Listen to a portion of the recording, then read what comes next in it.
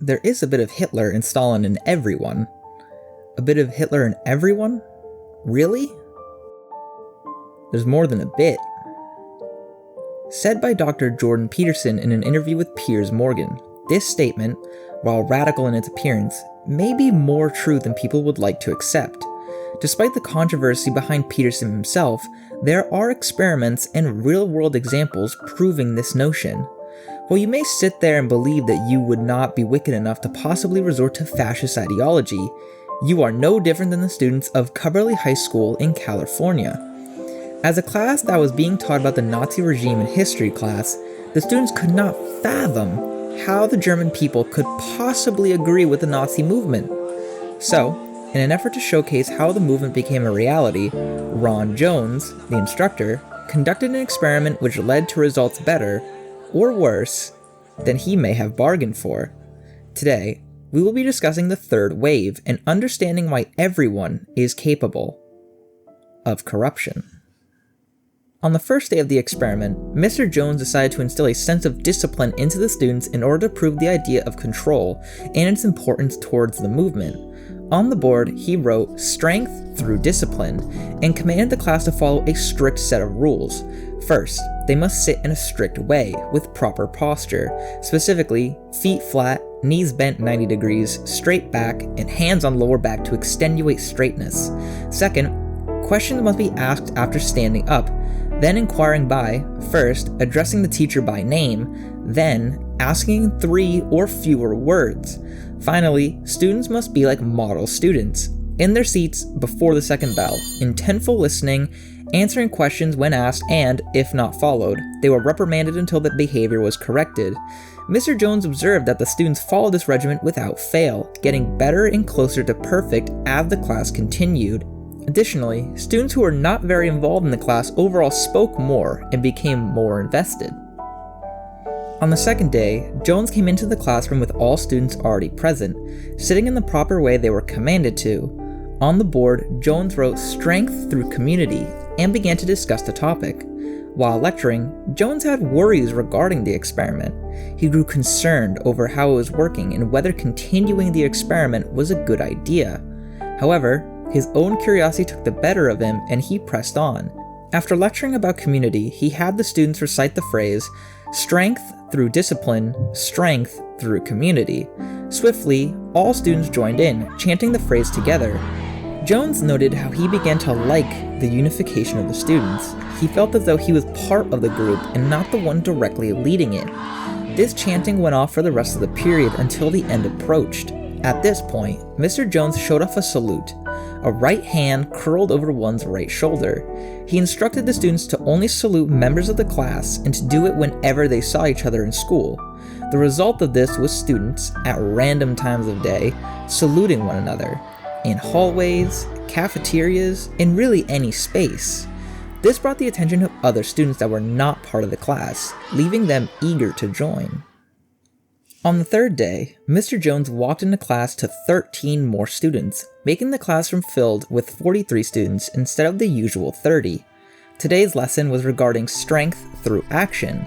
Mr. Jones, while lecturing about action, noticed how students began to stand and make statements regarding their enjoyment of the class at random intervals.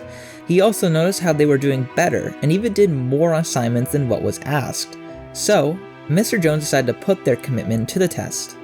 Every student was commanded to design a third wave banner, know the names and addresses of all third wave members, teach elementary school children about the sitting posture, and find one person that would be willing to join the third wave. Jones gave each member a membership card and left them to do this assignment. Jones became alarmed during this day for 2 different reasons.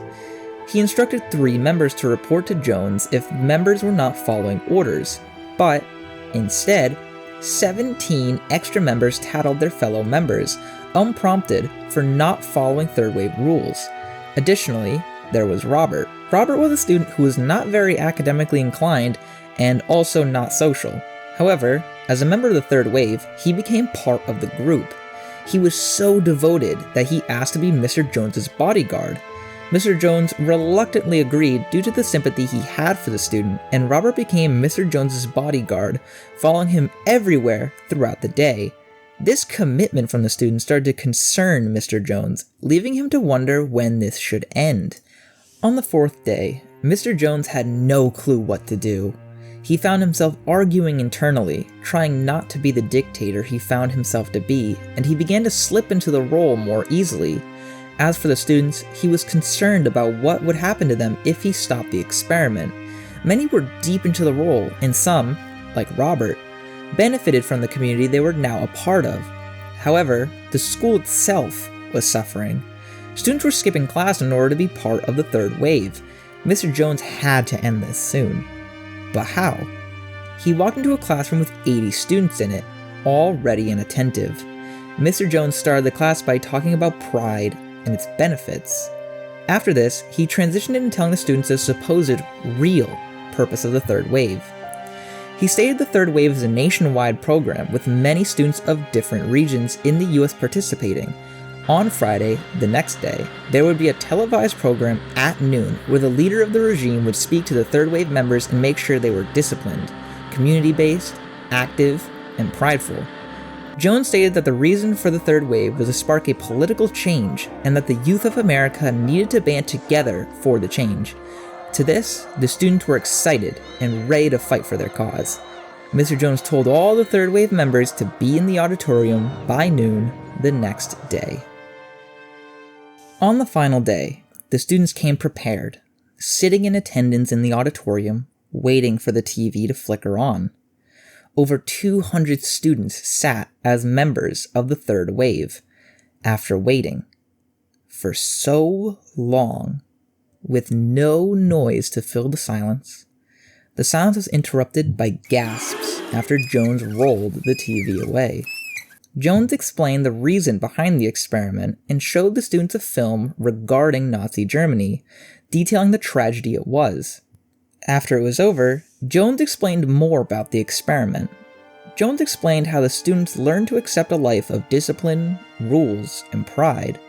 Nazis, we believe, are different from us, but no, they are us. We can accept the role of a fascist and are all capable of unifying and hurting others who deny unification, no matter how cruel, how unreasonable, or how terrible our acts and beliefs are. Remember the question that started this all? How could the people of Nazi Germany deny their involvement? How could they resort to such monstrosity? How did the entire event even happen? Jones does not answer this question, as in the hearts and the minds of the students in that room. They know the answer.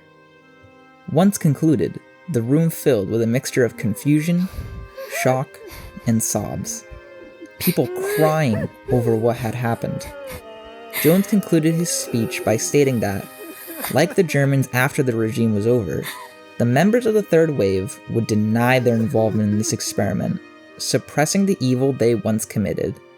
With this, the day concluded, and the third wave was never spoken of again in Cubberley High School. Hello everybody, thank you for watching this video. If you have any criticisms or ideas for other videos like this, then please leave them down in the comments below. If you like this sort of creepy psychological content, then I love making it, so please respond in the comments and leave a like if this is something you want to see more of. I have more videos kind of like this in this type of area on my channel, so maybe go check those out and maybe you'll find something you like. I hope to see you in the next one. Take care.